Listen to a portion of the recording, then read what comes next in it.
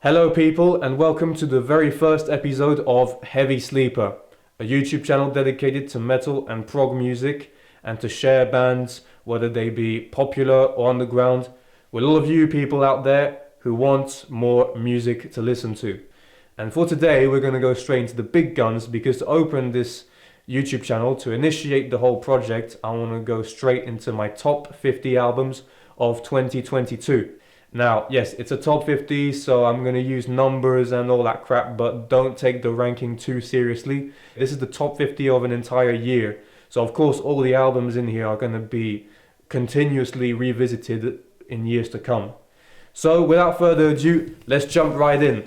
And so we're opening the list with a band called Atlantis Chronicles and the album Nera. So already we're kicking off pretty strong. This is a technical and very energetic kind of album, and throughout its short runtime it gives you enough slap in the face so that you're left wanting more by the end. Number 49 is Queensryche with Digital Noise Alliance. It's great to see that this band continues to deliver fantastic material with their current singer. This is probably their best album actually, with him on the vocals, I'd say. So it looks like this band's bad days are definitely behind them, and it's great to see that they are still relevant even in this day and age. Number 48 is Civil War with Invaders. So this is a power metal album that is just plain fun, catchy stuff, and epic. Plus you got Kelly Carpenter on vocals, so you know that you're gonna have exactly what you want from a power metal album. It's great, go check it out. Number 47 is Shadow of Intent. Now, as a person who's not a huge fan of deathcore, I must admit this one did catch my attention pretty quickly. And considering its long runtime, I was really surprised that I actually got hooked onto this album. But I don't know, there was just something about it that felt more captivating for me than most other deathcore bands. I don't know if it's the bombast or the riff style, I don't know. It's a really good album overall, so yeah, it's on the list. Number 46 is Darkane with Inhuman Spirits. This is a sort of mixture of Gothenburg style melodeath along with thrash metal. You got some really good mixture of like sort of clean but still harsh vocals, and then the death growls and that. And then the songs just absolutely slam you in the face. Just listen to the song Mansion of Torture, you'll see what I'm talking about. Number 45 is In the Woods with Diversum. This is a band that has always managed to maintain a unique sound, and the introduction of a new vocalist, it now marks, I guess, a new type of sound for them. And I'd say it's probably even more accessible than some of their past albums, so if you want to get into this band, this album could be a good place to start. I really enjoyed it. Great to have them back with another album. Next one is Soul Splitter with Connection.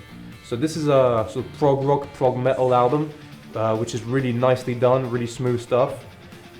If you want a prog metal album that's not too long, this is a good one to go for. It's got a good variety of tracks, some introspective lyrics, and overall just some really good musicianship.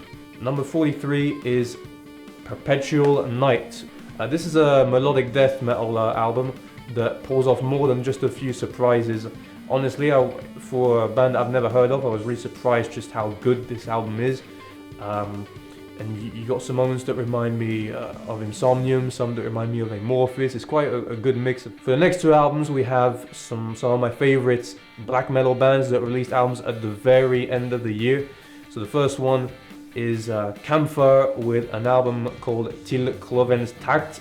I am sorry for the pronunciation, and I apologize for the next one as well, because it's also not a title that's in English.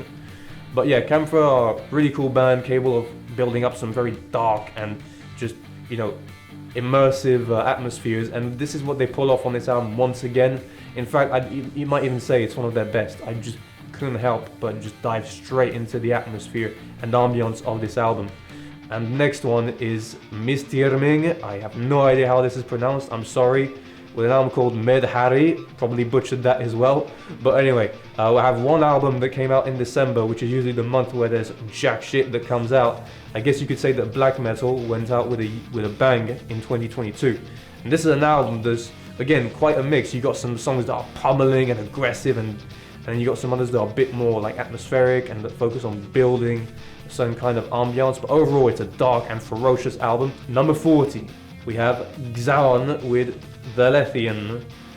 This is a really interesting sort of melodic, symphonic death metal album, I guess. They keep improving on their craft, bringing in some really nice, clean vocals, and perfecting them. Overall, the compositions on this album just sound massive, the songs slam hard, and yeah, honestly, it's a really underrated band. I think they're awesome. Number 39 is Stratovarius with Survive. Oh boy, this is some party time metal, despite the dystopic theme of the album. Stratovarius have always been good at crafting some energetic and catchy songs, and this is definitely something that they pull off with success on this one. And yeah, it's a legendary band. Like I said, it's power metal with catchy music and great vocals, and you know, just great riffs and drumming and etc. You know what comes with a good power metal album. Number 38 is Seventh Wonder with The Testament. Now, I'll admit this is far from being my favorite Seventh Wonder album, but it's still a great one, and perhaps a more accessible one for those who want a shorter album to get into the band. Nonetheless, they continue to deliver very emotional songs, also very hooky, and they don't sacrifice their amazing way of playing. This band just has a sound that you immediately recognize even before you hear the vocals. Number 37, we got more prog coming up. We got Lalu with Paint the Sky. So we've got Damian Wilson on vocals now in this band, and in fact they released an album this year. I'll talk about that maybe in another video. But what I can tell you is that Paint the Sky was a great comeback after many years, and also with a legendary prog vocalist. Not to mention this guy is also now fronting Arena, another big prog band. So yeah, Damian Wilson sure gets around. What I can tell you is that Paint the Sky is a really, you know, just a very enlightening, and yeah, it's beautiful prog music. Check it out. Number 36, now we're going to go into complete despair with a band called White Ward, and the album is False Light. Now, it's not Love Exchange Failure. I've liked it better because I thought it was a bit more diverse, but nonetheless, False Light continues that very classy but dark kind of music that this band is so good at making. And I think the saxophone player has officially joined the band, so that's pretty cool. You can really feel just that, the ferocity of this album just coming out. Overall, it's got a great and very immersive atmosphere, and I highly recommend it if you like dark but classy music, like I said. Number 35 is Judicator with The Majesty of Decay. This is a bit of a new direction for the band. This sounds very different from their other albums, but it is no less interesting. In fact, I might even say it's one of their most interesting albums, because I think it's a concept album. I'm not 100% sure, but it really works as an album. You know, it has a good flow, and this is really one that you need to listen to all the way till the end. Because man, there's a track at the end that's called Judgment. Oh my gosh, this song! And that's the thing. The album really builds track upon track, and at the end you realize just how much of a banger it really is. Number 34 is Shape of Despair with Return to the Void. Oh, we have a little tearjerker here, but at the same time I had the crazy idea of listening to it when I was feeling really bad in the first place. But in any case, this is, you know, slow and simple music, but that's just so effective. And it goes to show that you don't need to overcomplicate things to write music that is absolutely compelling. And Shape of Despair once again show that they can really harness just that dark and beautiful energy. It's really cool. Number 33 is Hearth with All That Was Promised.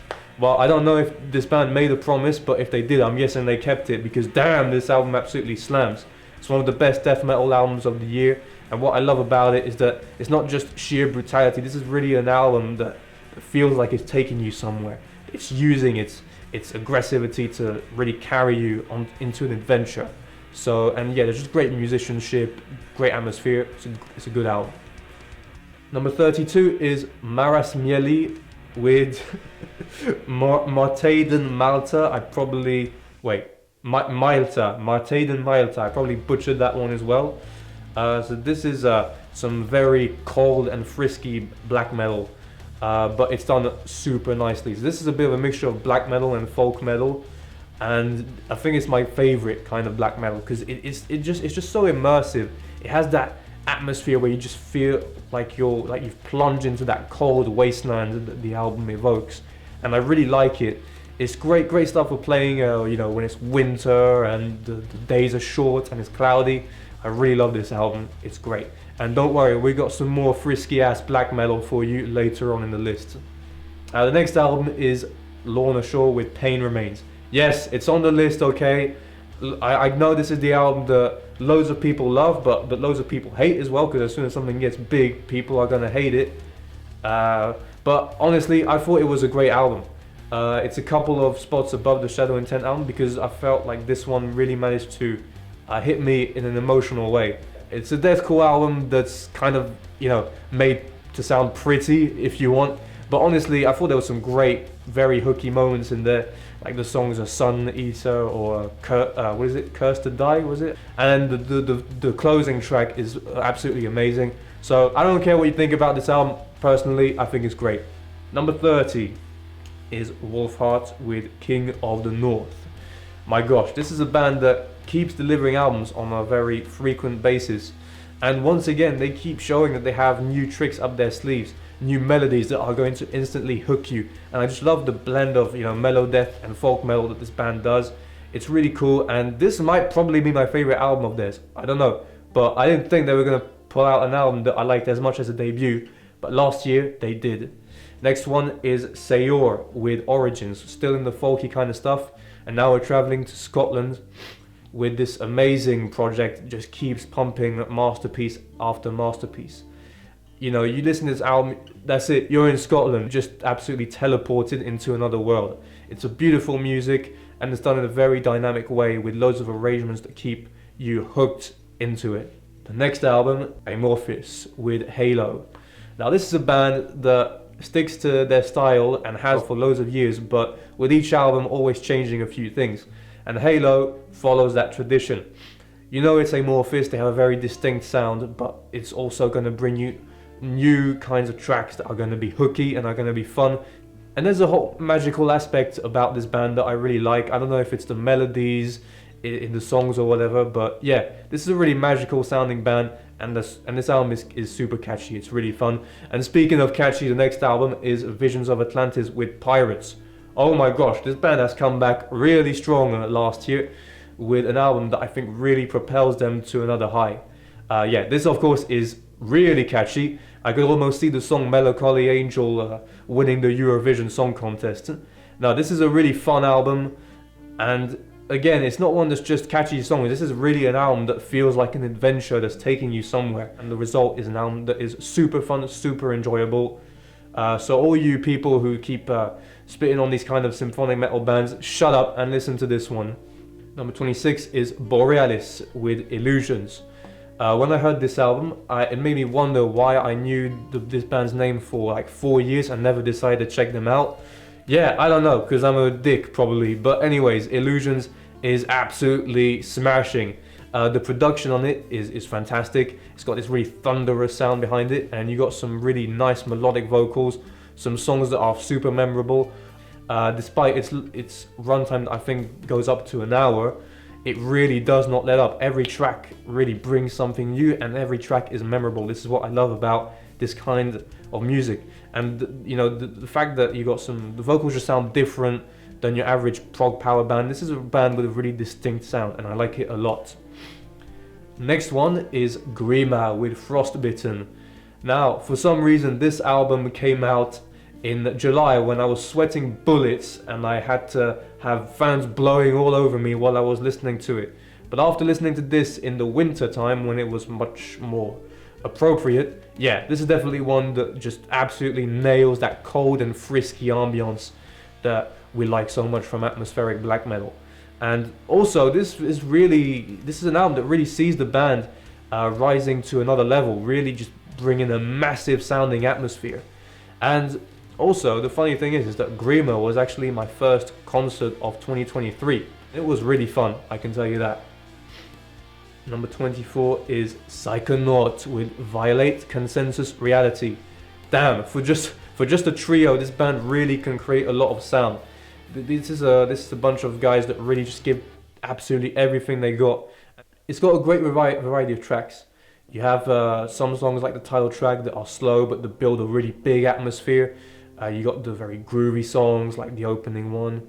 Then you got the really hard hitting ones like what is it called? A Pacifist's Guide to Violence. And then the closing track is absolutely amazing. I was absolutely bluffed by what this band is capable of doing, considering there's only 3 of them in the band. Number 23 is Virtual Symmetry with their self-titled album. Okay, this band had a hard job to do, which was to follow up Exoverse, because that album was an absolute masterclass. But nonetheless, even if this one is not going to surpass Exoverse, it is still a great album. It may not captivate you on the first listen, but just give it a second. From the second listen, you're going to immediately start to remember those songs, and they're going to start to hook you. And that's because this band has such a talent behind them. The musicianship is absolutely out of this world, and the singer has a fantastic voice as well. And overall, the songs just become really encapsulating every time you come back to them. There's plenty of emotion in this album. Now, ironically, this is the band that I saw Virtual Symmetry opening for, and that's Evergrey, with the Orphean Testament, a Heartless Portrait. This band has been on a roll over the last couple of years, and even though this is, quite the same style they've been delivering with their last two albums, it's still great because they have such a unique atmosphere. You instantly recognize them, especially with Tom's very distinct vocals. And the album, once again, it's one that has just that very, chilling atmosphere, but you still get those heavy riffs and just make you want to headbang throughout the entire album. And yeah, there's just something about Evergrey that just immediately just grabs the listener and transports them into the band's world. Number 21 is Gladenfold with Nemesis. Oh my gosh. Why is this band still lingering in the shadows after yet another masterpiece of an album? That last album that came out in 2019 just blew my mind. This amazing mixture of like power metal and melodic death. It's like you're mixing Camelot and Winter Sun together. It's really awesome. And again, with this album, they become even more bombastic. The riffs are absolutely fantastic. The songs just take you on a massive joyride. And this is what I love about this band. It's just how dynamic their songs are. And also they're hooky, and yeah, they just have a massive sound behind them, and I just cannot understand why they are so underrated. Do not sleep on the Nemesis. It's a fantastic album, and they are absolutely killing it. There's no reason why this band should be so underrated. And now we're going to get into the top 20, and we're starting off with another name I'm going to butcher because it's a folk metal album, Vanaheim with In Veroren Verhaal. I am sorry about this. This is a Dutch band which have created exactly what you want from a folk metal album. It's fun, it feels magical, and it feels unique. And the production on this is just insane. The songs are really bombastic, and they're long songs too, and they do not let up. And this is what is amazing about this album, is that throughout the whole runtime, you are constantly just completely immersed into their folklore. And I absolutely love it. It's great. It's like being in a fairy tale. The next one is Aeternam with Heir of the Rising Sun. Wow. This band already had a really solid discography behind them, but Heir of the Rising Sun might just be their peak point out of that discography. This album encapsulates so well the story that it's trying to tell, which is, as you can imagine, the rise and fall of Constantinople. And it's some style of mellow death mixed in with some Middle Eastern touches that just works so well. And they've got a good variety of tracks too. You've got the hard, heavy mellow death tunes, then you got some more catchy songs like Irene, and then the closer is going to hit you right in the face. Next album is Star One, Rival in Time. Arjen Lucason's lesser known project next to Ayam, and which is, it's not a project that's to be taken too seriously, it's just silly sci-fi stuff, but it's so awesome. And this is probably the best album of the project, any case. It's very diverse album, because you got a different vocalist and a different lead guitarist on every single song. And it's a fun album, and it's really one that you can stick anytime if you just want to sit down, relax, listen to some good prog music. This album's a suited listen. If you want to drive to it, or if you want to party to it, it's a suitable listen. Number 17 is Riverwood, Shadows and Flame. This is a band that actually is from the Middle East, from Egypt to be more precise. And this album, near perfection. The songs are long for starters, but they're so well crafted. Obviously you got the Middle Eastern orchestrations behind you that give the songs a bit of an extra bombast, but other than that, the instrumentation is great. The songs are catchy, the vocals are fantastic. The vocalist really has just one of those moving voices. They managed to make 10-minute songs that are all super memorable, and even the interludes are interesting. Seriously, this is a masterpiece. Do not miss out on it. Number 16 is Blind Guardian with The God Machine. Oh boy, this album is godly, alright? It's probably even one of my favorite albums from them. The musicianship is just insane. The vocals are fantastic, the guitar riffs are wonderful, and the drumming absolutely slaps. This is an absolute beast of an album, and I've seen some tracks from this live. I saw Blind Guardian live, and man, it was fantastic. Number 15 is Michael Romeo with War of the Worlds Part 2. Yes, this was one that I had been patiently waiting for since 2018's Part 1, which was absolutely fantastic. And since Symphony X hasn't released an album in a while, it's great to have Mr. Romeo pumping out this awesome dystopic metal. And here he's brought a new vocalist. He's the vocalist of Animal Drive, a band that I was listening to ages ago. This dude has a fantastic voice because he manages to sing melodically but with having a real edge in his vocals. And it just fits the whole universe of the album so well. Not to mention the compositions are absolutely fantastic. Listen to both War of the Worlds Part 1 and Part 2. They are absolutely mind-blowing albums. Number 14 is Fallujah with Empyrean. Oh boy, well you can say this album fits its title because you really feel like you are ascending into the highest part of heaven as you listen to it. This is a tech death bliss. It just feels absolutely celestial. It just sounds massive, it sounds beautiful, and it's super nicely done. And of course it's tech death, so you're gonna have that massive edge, but you know that's gonna give it it's gonna give it its heavy atmosphere, its very crushing atmosphere. And honestly, considering that the last album I found quite forgettable, it's great to see this band rising so high that they have absolutely acclaimed the highest part of the heavens with this album. And you know what, you want to go even further into the sky? Well, now we're going to go into deep space with this next one. It's Dragonland with The Power of the Nightstar. Oh boy, now I hadn't listened to this band ever prior to this release. And apparently this is a comeback 11 years later. They really nailed the sci-fi space atmosphere on this album. Of course it's power metal, so it's going to be a bit nonsense, but you know, it's fun. The point is it's fun and it's immersive. And the way they did it is that they really worked together to create a very galactic atmosphere. You know, by playing with the guitars and the keyboards. The vocals are smooth as well, and the songs are really catchy. And overall, you know, it's an album that's memorable, that's very easy to get into, and really transports you from track to track. Number 12 is Allegaeon with Damnum, more tech death. On this album, they're getting more personal with a title like this. Damnum is, I think, Latin for loss, and with a title like that, you can imagine they're going to get pretty personal, and you can feel how personal they're getting on this album. And it's really amazing to hear this band evolve in such a way. They've had a great discography before, and now they're really evolving once again to create an album that absolutely slams you in the face. And this was a wonderful album of the year when it came out. This is how crazy this year's been. And then before we get to the top 10, I got one more, and it's Brymir with Voices in the Sky. Holy moly, this album it's magical. Every single song is super catchy. The riffs just have these melodies that just suck you into the album. I love the mixture of like the harsh vocals with the choir, the clean choir vocals when they're all singing together. And overall, the album is very dynamic. It's got a variety of tracks. It's epic. Is it folk metal? Is it melodic death? Is it power metal? Heck, it's probably a mixture of all these. I don't know. All I know is you definitely don't want to miss out on this album. And now, my friends, we get to the top 10. And believe me, I was hesitating to do a ranked video, but like I said, you don't want to take the order in which I put these albums too seriously. But what you do want to know is that this top 10 is definitely the absolute bombs of bombs. And so here is the album that opens up the top 10, and it's Threshold with Dividing Lines.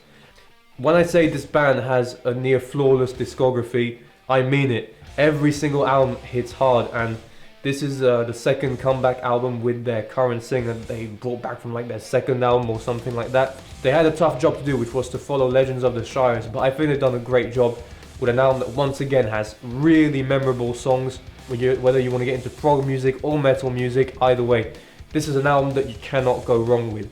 The songs have a bit of that retro touch while still sounding like they belong in their time. Whether it's in the vocals, in the music, they just work so well together. If you're not a prog metal fan, listen to this album, it might change your mind about the genre.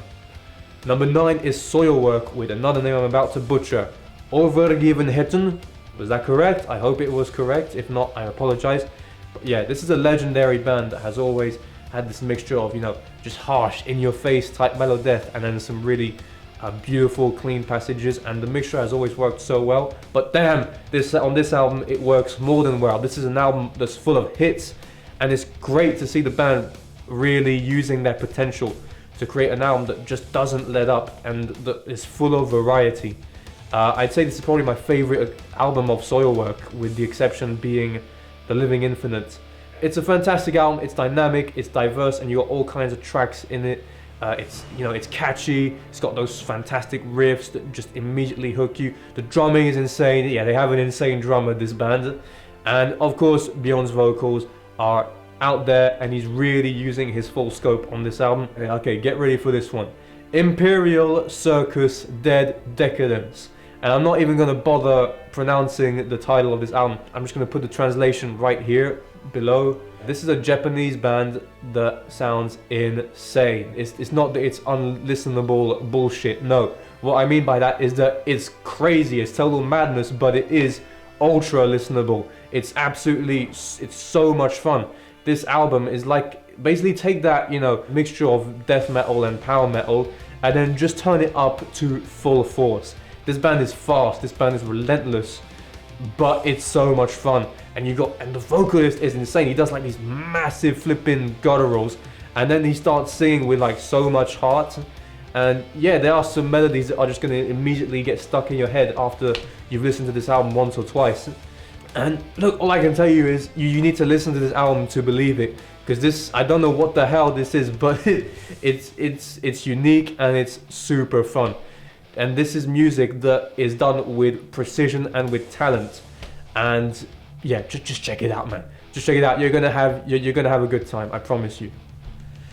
And speaking of a good time, this is a band that gave me a real good time. The next album is Vermilion Eclipse by Semblant. Yeah, I got some fun memories with this band because I've seen them twice, and they are such fun people. Seriously, if you get a chance to see this band, do not miss out on them, especially now they have this album that's been out for nearly 2 years. Because I can tell you, these tracks, they slam when you hear them on the album, but they slam even more when you hear them live. On this album, they really did create an album that not only conveys plenty of, you know, heart and emotion throughout, but that also has tracks that are immediately memorable and that you want to keep coming back to all the time. And also, it's very diverse. This is another thing I love about this band, is all the different types of songs they can do. And this is what you do, you just want to get all the way till the end, because believe me, man, the last couple tracks on this album, oh my gosh. And the closer is one of the best tracks of 2022. And I got to hear it live. Oh my gosh. Yeah, this is a fantastic band. Really underrated. Okay, the last 6 albums, man. Now we're heading into the real big deal. These for me are all like 10s out of 10s, not 9.8s or 9.9s. No, these are 10s out of 10s. These are albums that nail what they're trying to do to perfection. These are bands that have absolutely just drew me in to, you know, the very depths of my imagination. So the only thing that's gonna, you know, the way I ranked them is based on how often I would be in the mood for each album. And so number 6, Tomarum with Ashes in Realms of Stone Icons. This album is massive. I don't know how else to describe it to you. It's one of the most massive albums I've heard in my life. This atmosphere that engulfs you into this gigantic void and just leaves you pummeled by the end. But what's amazing is that throughout all this chaos, they managed to throw in loads of beautiful melodies here and there. And this is what is amazing. This is like a mixture of black metal and technical death metal. But even this description does not do this album justice. Now, be careful, because this could be sometimes a bit of a depressing album, but I promise you, musically, it is really, really interesting. And now, the top 5 is Kardashev with Liminal Right. Again, we're talking about very unique albums here, and this is a band that has literally created their own genre. Death gaze, is that what they call it? It's like, yeah, like a mixture of deathcore and shoegaze, and a few other things thrown in there as well. It varies between some very beautiful and dreamy moments, you know, some very dreamy songs like Lavender Calligraphy, or what is it called? A Vagabond's Lament. It's also got that ghostly atmosphere at times. There's a track literally called Cellar of Ghosts and another one called Glass Phantoms. So yeah, you can feel the very spectral ambience of this album just from looking at the titles.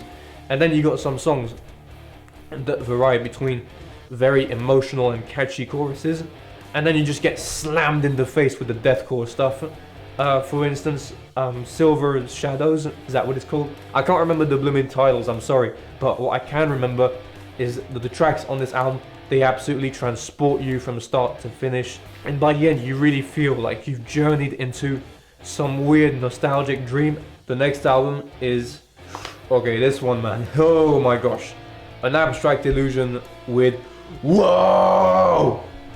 Yeah, that was my reaction when I heard this album. For some reason this band didn't already explode with the first album, but hey, you know what, now they finally picked up some attention with this. Once again, they just delivered this haunting and beautiful soundscape of an album. This is the only album that really brought me to the tears in 2022, because there are some moments in here that just absolutely crush you. This album is going to chop you into little pieces and then build you back again. It's really like you're journeying through something that's ethereal, that's also very dark at times. This is honestly a dark album, much darker than their previous effort, but no less beautiful nonetheless, because all the songs build into one another. So this album really feels like you're walking through a dream. Number 3 is Disillusion with Ayam. Bloody hell. The last album was really good. Disillusion have really reached their ultimate peak here with this album, because it could not be any better. What's amazing about this band, and what you need to know about this band, is that they are capable of creating some of the best soundscapes out there. The riffs, man, the atmosphere, and on this album most of all. Yes, this album, the soundscapes, the riffs, the melodies, all of it just gives you this massive dreamy ambiance that you just get immediately sucked into. I love the lyrics of this album, the vocals, the melodies, the drumming, man. Not only it's a very atmospheric and very profound album, a very deep album, but it's also one that is very groovy at times, and that's very catchy. And they put all this stuff together. It's a masterpiece, alright? Don't miss out on it if you haven't checked it out. Okay, for the last 2 albums, I kind of went with the easy choice, because these are like some of my favorite bands. And these are albums that came out very early in the year, and I already knew they were going to be the top 2, even though we have a couple that I just mentioned that came very close to beating them.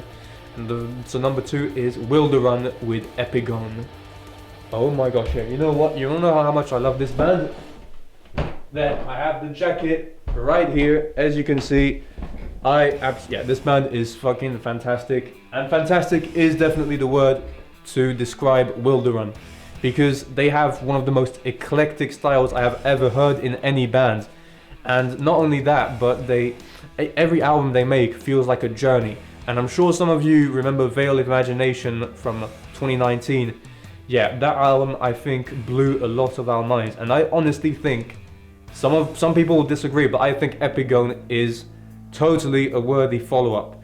They keep that bombastic and very immersive style of theirs, but they take it into new grounds, and this is why Epigon is for me the perfect follow-up to Veil of Imagination, because it still really stimulates your imagination, but in different ways. And yeah, the only reason it's not the album of the year is because it feels a little bit disjointed at times, but that doesn't stop it from being an absolute perfect masterpiece in my eyes anyway. This album, the Wilderun album, came out in the first week of 2022, so I already knew, I was already pretty sure I had found my album of the year, but the only album that beats it is the only one that I would ever expect to beat a Wilderun album, and my album of the year for 2022 has to go to Persephone with Metanoia. Okay, look, they're one of my favorite bands, so I kind of went with the easy choice, but Persephone, they're one of the most exciting bands out there. This is what I feel when I listen to them. I feel like I am at the very best of myself. And I even got to see this band live last year on my birthday with Disillusion and Obscura. So yeah, overall, probably one of the craziest gigs I've ever done. And yeah, they played the 2 singles off of that album plus some other awesome songs from their last 2 albums. And what's amazing about Persephone is that, considering how crazy Spiritual Migration was, they managed to, you know, keep up that momentum twice. And again, this is really one where you don't want to stop at the singles. This is really one that you have to listen to as an entire album to realize just how good it is. Persephone, they're a band that are honest and that are aware of the message they want to carry out. And they're a band that are full of positivity, and that's why they're the album of the year, because they've managed to really just, the way they play, the way they compose their music, it just sends you straight up into the land of spirits. I don't know. it just makes you feel like you are indestructible and that you can overcome everything. So yeah, it has to be the album of the year, and it's also one that's very relatable for me, even these days. It has been for like 2 years. But there you go, this is my top 50 of 2022. I really hope you enjoyed, and I hope that you found some new bands to listen to, or there are some bands you haven't checked out and that you now want to check out. Overall, absolutely feel free to put your favorite albums of 2022 in the comments. You know, start discussions if you want. Just share all the bands that you can think of. Get these bands out there, they deserve it. They keep putting out amazing stuff. And yeah, I just want to say thank you all for taking the time to watch this video. Thank you to the bands for, you know, giving us a good time, basically. And yeah, this channel hopefully will become a proper thing that will grow, and I can't wait to do another one for you. Don't know what it will be yet, but you'll see. See you soon, friends.